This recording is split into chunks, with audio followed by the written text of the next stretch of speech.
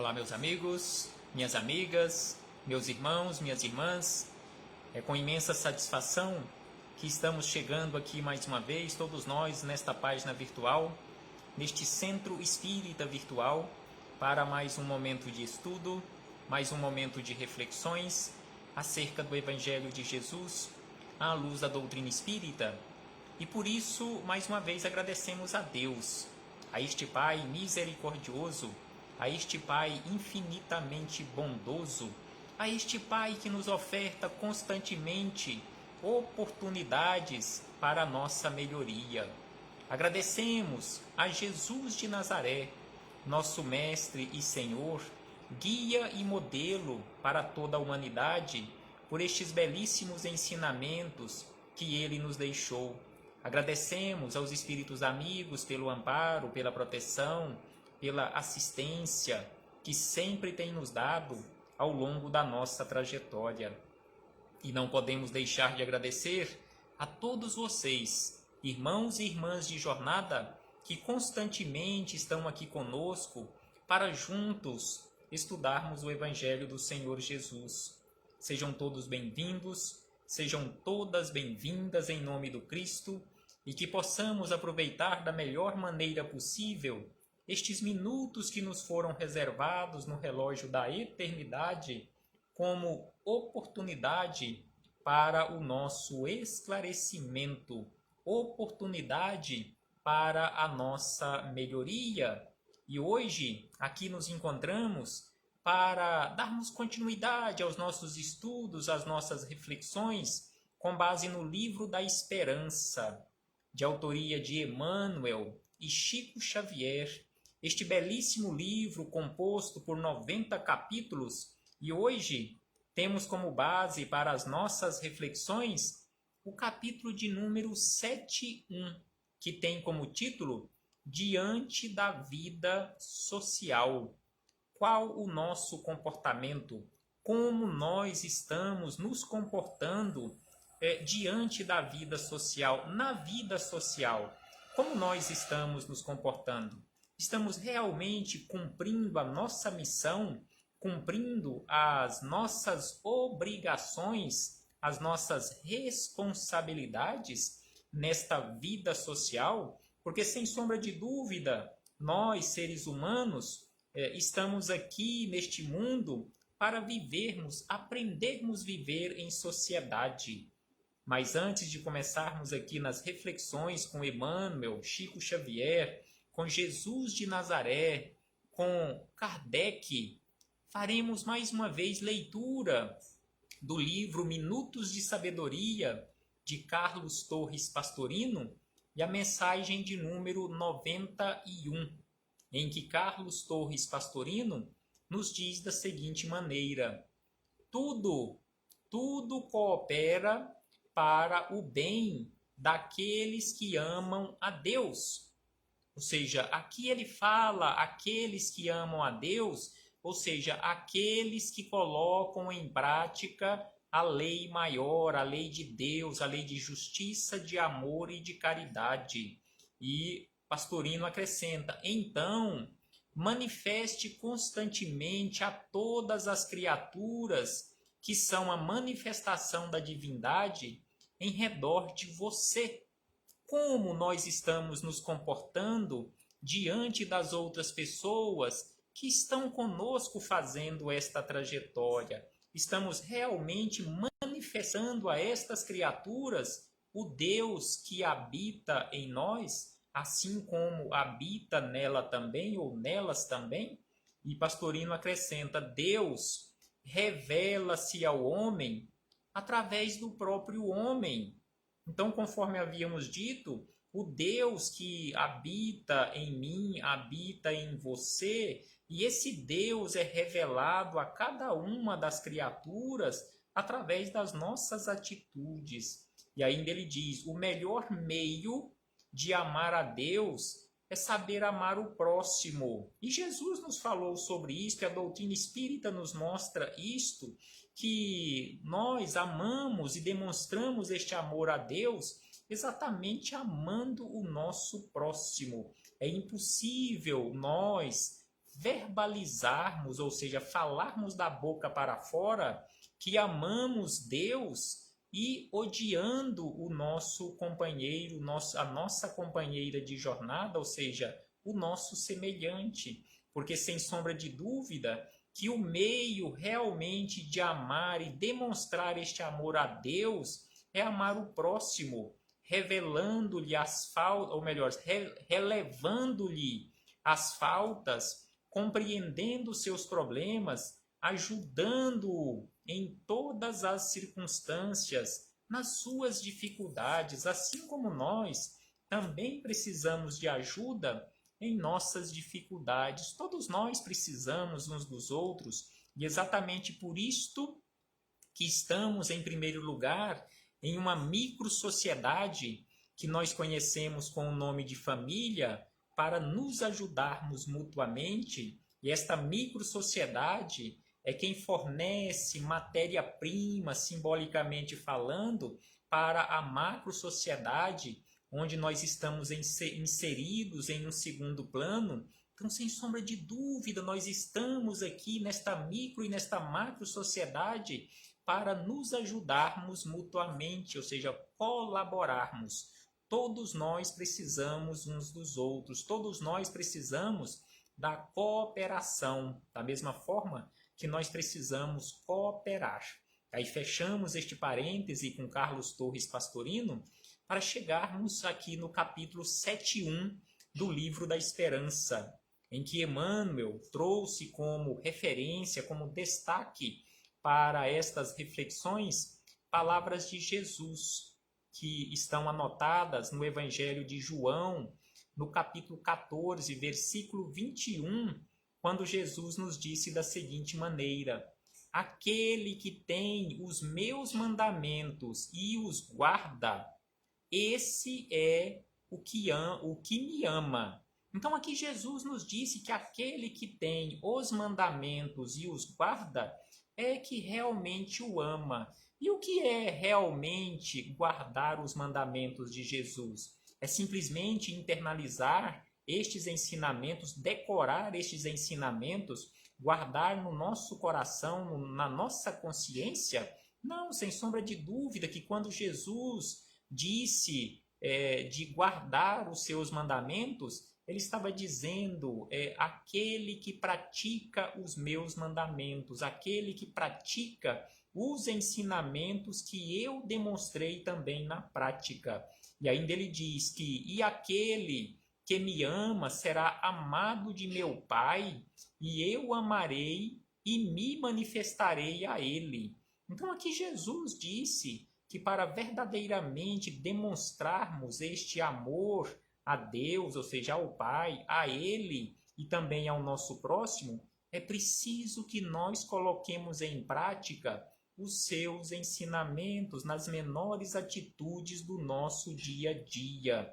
E Emmanuel buscou também como referência para estas reflexões do Evangelho segundo o Espiritismo, mais uma vez o capítulo 20º, o item de número 5.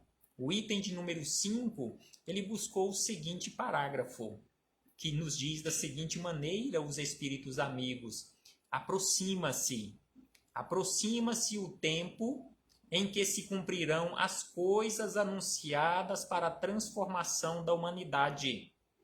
Então aqui esta frase que Emmanuel buscou como referência, lá no capítulo 20º, é como se ela tivesse sido grafada na atualidade, neste período em que nós estamos vivendo, em que realmente está sendo demonstrado que realmente chegou este período em que se cumprirão as coisas anunciadas para a transformação da humanidade.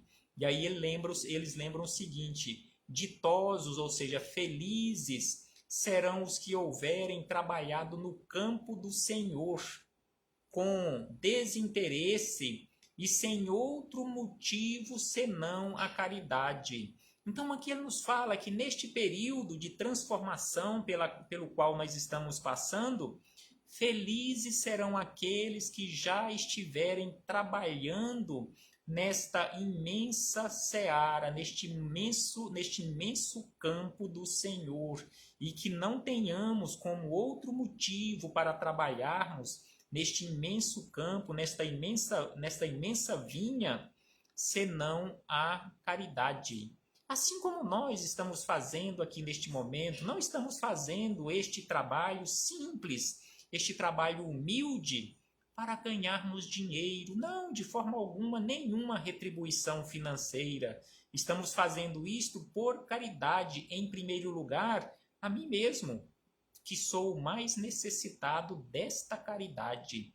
E aí Emmanuel começa as suas reflexões nos dizendo o seguinte, e prestemos atenção logo nesta primeira frase de Emmanuel. Ele nos diz que espiritualidade superior não se compadece com isolamento. Espiritualidade superior não se compadece com isolamento, com solidão. Então, se você ainda tem aquela ideia de que você vai ficar isolado em um ambiente, em um mosteiro, por exemplo, em uma serra, em uma gruta, para não ter contato com ninguém, não fazer mal e nem ser prejudicado para ninguém e se tornar uma pessoa boa, está completamente equivocado. Ainda tem muitos irmãos nossos que pensam desta forma, mas aqui ele nos lembra que espiritualidade superior não se compadece com esse tipo de atitude ou com este tipo de pessoa em que acha que com o isolamento, ou seja, se isolando das outras pessoas, não é esse isolamento que nós estamos sendo obrigados fazer agora na atualidade devido à pandemia. Não é este isolamento ou sobre este isolamento que eles estão falando, não, de forma alguma. Aquele isolamento para você demonstrar aos outros que você é uma pessoa boa. Você realmente vai demonstrar aos outros e a você mesmo ou a você mesma que é uma pessoa já melhorada, em tendo contato ao máximo com a sociedade e não tendo problemas em ter este contato. E aí, por isso que ele nos fala desse jeito, espiritualidade superior não se compadece, não concorda com esse tipo de isolamento. É preciso trabalhar, é preciso ter contato com as outras pessoas para demonstrarmos que realmente já melhoramos. E aí ele diz na sequência, se o trabalho é escola das almas, na esfera da evolução, o contato social é pedra de toque, a definir-lhes o grau de aproveitamento. Então aqui ele nos chama atenção para a lei do trabalho. Se o trabalho é escola das almas, então precisamos trabalhar, precisamos do contato social. E para todos nós que precisamos aprender um pouco mais, e sempre é preciso aprender um pouco mais, aqui, já que ele falou sobre o trabalho, depois busquemos em O Livro dos Espíritos, lá na lei do trabalho, da lei do trabalho, nas questões de número 674 até a 685, que Kardec dedicou ao estudo sobre a lei do trabalho. E apenas para aguçar a nossa curiosidade, na resposta da questão 676, os espíritos amigos disseram a Kardec, quando ele questionou sobre a necessidade de trabalhar, em uma parte da resposta, eles disseram a Kardec e a todos nós sobre esta necessidade de trabalhar. Por que trabalhar? Trabalhar não é castigo de Deus, não, de forma alguma, é uma necessidade. E aí nos dizem que sem o trabalho, o homem permaneceria sempre na infância quanto à inteligência. Ou seja, sem o trabalho, nós não desenvolveríamos a nossa inteligência, ficaríamos sempre como crianças, não desenvolveríamos, porque o trabalho é exatamente esta escola das almas. E aí Emmanuel acrescenta, virtude que não se reconheceu no cadinho da experiência, figura-se metal julgado precioso cujo valor não foi aferido. Então aqui ele nos chama a atenção que virtude, se você se acha uma pessoa virtuosa, então é preciso que você tenha contato social para você comprovar não para os outros em especial, mas para você mesmo, para você mesma, a preciosidade deste diamante que é esta virtude. Se você se acha uma pessoa fraterna, então é preciso que você, é preciso que eu, é preciso que cada um de nós tenhamos convivência com as pessoas para demonstrarmos na prática esta fraternidade. Se nós nos julgamos ou nos classificamos como uma pessoa que já venceu o orgulho, a vaidade, a arrogância, a prepotência e tantos outros vícios, então é preciso que eu, que você, que cada um de nós tenhamos contato com as pessoas para comprovarmos na prática que já vencemos estes defeitos, porque nos isolando não iremos comprovar isto. E aí ele acrescenta da seguinte maneira: que talento proclamado sem utilidade geral assemelha-se de algum modo ao tesouro conservado em museu. Então eu preciso comprovar na prática estes talentos.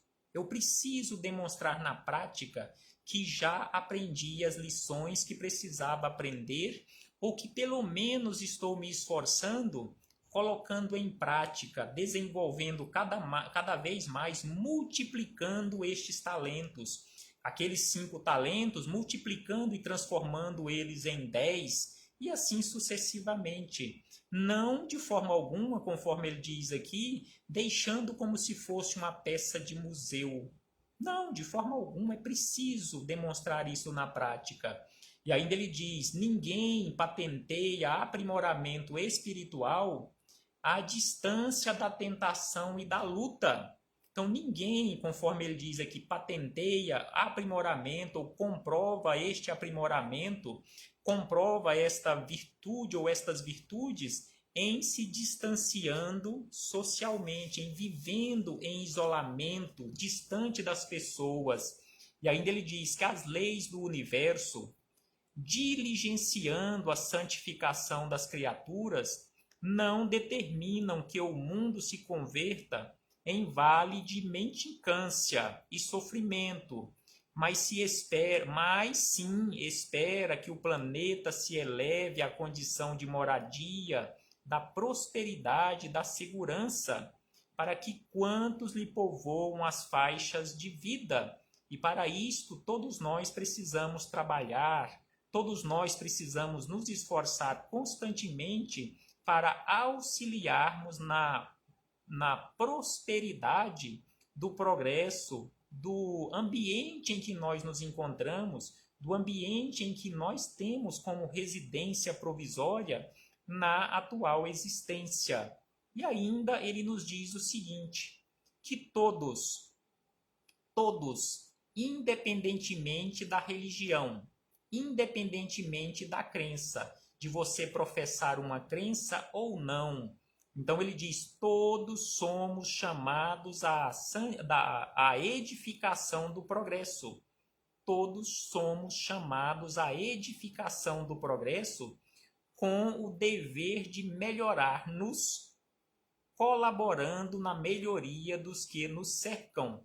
Então é preciso que eu realize o meu processo de transformação, ou seja, o melhorar-nos, para que através do meu exemplo de melhoria, o meu esforço em me tornando uma pessoa melhor, outras pessoas que estão à minha volta também se esforcem em se tornarem melhores. Não podemos esperar dos outros ou exigir dos outros aquela melhoria que eu ainda não realizei ou que nem estou me esforçando para realizar em mim mesmo.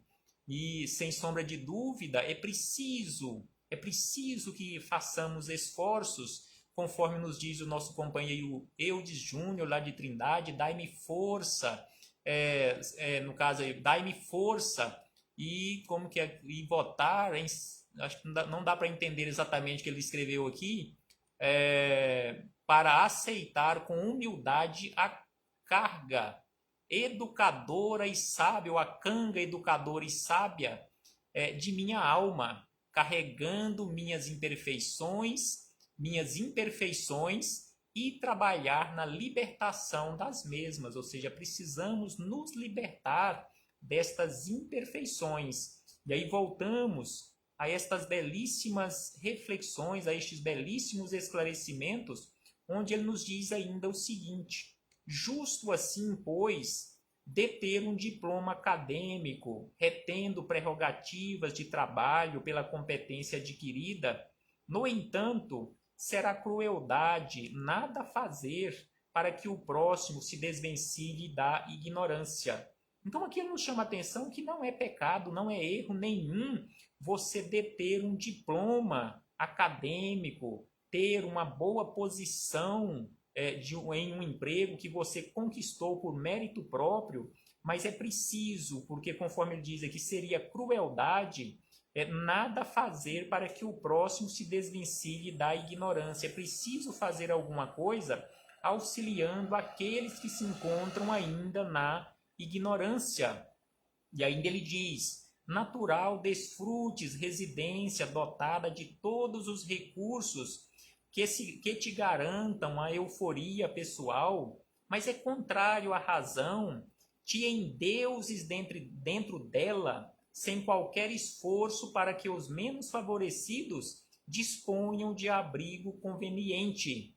Então aqui ele nos chama a atenção que também não é pecado nenhum, não é erro, não é nenhum crime perante a lei divina nós morarmos em uma residência confortável, dotada de todos os recursos para o nosso conforto. Mas, conforme ele nos diz aqui, é preciso que nós auxiliemos aqueles nossos companheiros de jornada que não têm um abrigo conveniente. E ainda ele diz: compreensível, guarneças a própria mesa com iguarias primorosas que te satisfaçam a dieta exigente. Entretanto, é absurdo esperares que a fome alheia te bata à porta. Então não é nenhum erro, nenhum crime você ter uma mesa farta, mas é preciso que nós auxiliemos na medida do possível, nos esforçando ao máximo para auxiliar aqueles nossos irmãos que estão passando fome. E ainda nos diz: perfeitamente normal que te vistas segundo os figurinos do tempo, manejando as peças de roupa que suponhas aconselháveis à própria apresentação. Contudo, é estranho confiar vestuário em desuso ao domínio das traças, desconsiderando a nudez dos que tremem de frio. Não é erro, não é crime, não é pecado de forma alguma você usar roupa de grife até mesmo. De forma alguma não é erro, não é erro nenhum, não é nenhum crime perante a lei divina, mas conforme ele nos diz aqui, é estranho você gastar muito dinheiro com roupa para você e deixar aquelas roupas que você não está mais usando para que as traças estraguem aquelas roupas que se encontram em desuso. Por que não passá-las adiante para aqueles nossos irmãos que não têm o mínimo necessário e que às vezes estão até passando frio por falta de uma roupa? E aí ele diz o seguinte: apoiemos o bem, para que o bem nos apoie. Apoiemos o bem para que tenhamos o apoio do bem. Para isso é preciso estender aos semelhantes os bens que nos felicitam. Então é preciso que estendamos aos outros esses bens que nos felicitam, porque esses bens não são nossos, são apenas empréstimos provisórios de Deus, porque Deus é o proprietário de tudo que existe no universo. Nós estamos apenas provisoriamente na condição de usufrutuários, na condição de administradores. E aí ele diz na sequência, para encerrar essas belíssimas reflexões: repara a natureza no sistema de doações permanentes em que se expressa. O céu reparte a luz infinitamente. o solo descerra energias e riquezas sem conta. Fontes ofertam águas, árvores dão frutos. Então, este é o trabalho da natureza, constantemente colaborando, constantemente fazendo esse trabalho de parceria. E aí ele encerra dizendo: felicidade sozinho ou sozinha será decerto egoísmo consagrado. Então, felicidade sozinha será decerto egoísmo consagrado, porque toda vez que dividimos a própria felicidade com os outros, a felicidade dos outros devidamente aumentada retorna dos outros ao nosso coração, multiplicando a felicidade verdadeira dentro de nós. Então é por isso que os espíritos amigos nos chamam a atenção que a verdadeira propriedade nossa é aquilo que doamos aos outros. Conforme ele nos lembra aqui, a felicidade verdadeira é aquela felicidade que nós dividimos com os outros, porque os outros, em sentindo-se felizes com aquele auxílio, devolverão boas energias para nós. E aí estas boas energias devolvidas pelos outros, devido à felicidade de ter sido auxiliados e amparados, com certeza essas energias passarão a ser propriedades nossas. Então, na matemática divina, ela se expressa de uma forma contrária à nossa matemática terrestre, porque financeiramente, materialmente falando, todas as vezes que dividimos recursos materiais, nós ficamos com menos. Então, se você tinha 100 e você distribuiu 50, você ficou apenas com 50. Mas na matemática divina, você passou a ser proprietário verdadeiro daqueles 50 que você passou adiante. Possamos refletir sobre isto, meus irmãos, e que possamos aprender verdadeiramente o convívio correto com a sociedade e diante a sociedade na qual estamos inseridos. Em primeiro lugar, na microsociedade, que conhecemos com o nome de família, e depois na macrosociedade, da qual todos nós também fazemos parte. Paz aos nossos corações e muito obrigado. Muito obrigado a todos vocês, meus irmãos e irmãs de jornada, por mais esta oportunidade que vocês nos concederam, que vocês nos auxiliaram para que ocorresse, porque assim, mais uma vez, todos nós tivemos a belíssima oportunidade de estudarmos juntos estes belíssimos ensinamentos do Senhor Jesus, e que possamos, sem sombra de dúvida, um dia conseguiremos ser estes que colocam em prática os ensinamentos de Jesus de Nazaré. Até breve, meus irmãos e irmãs.